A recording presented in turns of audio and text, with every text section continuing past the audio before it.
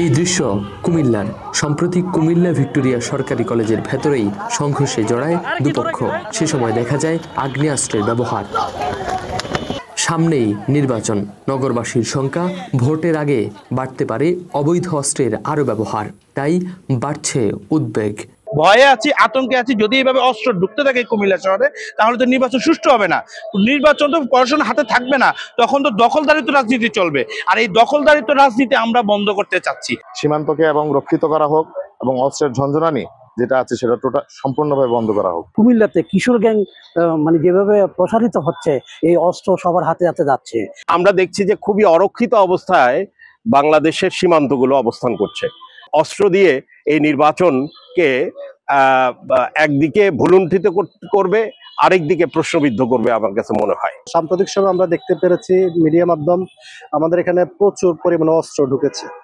তো এগুলো যদি আমাদের কিশোর গ্যাংয়ের হাতে যায় তাহলে আমরা আসলে কেউ আসলে আমরা নিরাপদ থাকবো না। আমাদের সমাজ ব্যবস্থা, আমাদের যে পারিবারিক যে কাঠামো, এগুলো আসলে ভেঙে যাবে। কুমিল্লার ১০৫ কিলোমিটার এলাকা আবার সীমান্তবর্তী, তাই ভোটের আগে সীমান্তে বিজিবির টহল আরও বাড়ানোর দাবি বিশিষ্টজনদের।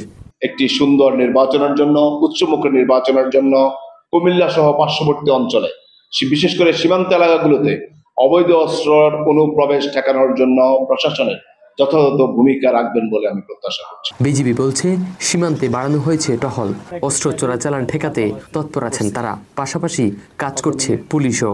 লোকাল মেড যে অন্যান্য সময় আমরা যে ধরনের অস্ত্র ধরেছি, তো এইটাও ওই ধরনেরই লোকাল মেড 9mm পিস্তল, যেটা অনেক সময় দেখা যায় যে পার্শ্ববর্তী দেশ থেকে আসা যে অস্ত্রগুলো রয়েছে তার সাথে একটু কিছুটা সামঞ্জস্য রয়েছে। সামনে নির্বাচন আছে এবং নির্বাচনকে কেন্দ্র করে অনেক ধরনের নাশকতামূলক কার্যক্রম হওয়ার সম্ভাবনা থাকতে পারে, অনেকে চেষ্টা করতে পারে। সে বিষয়ে তৎপর রয়েছে এবং সীমান্তকেন্দ্রে যে থানাগুলো রয়েছে আমরা সেদিকে বিশেষ নজরদারি দিচ্ছি।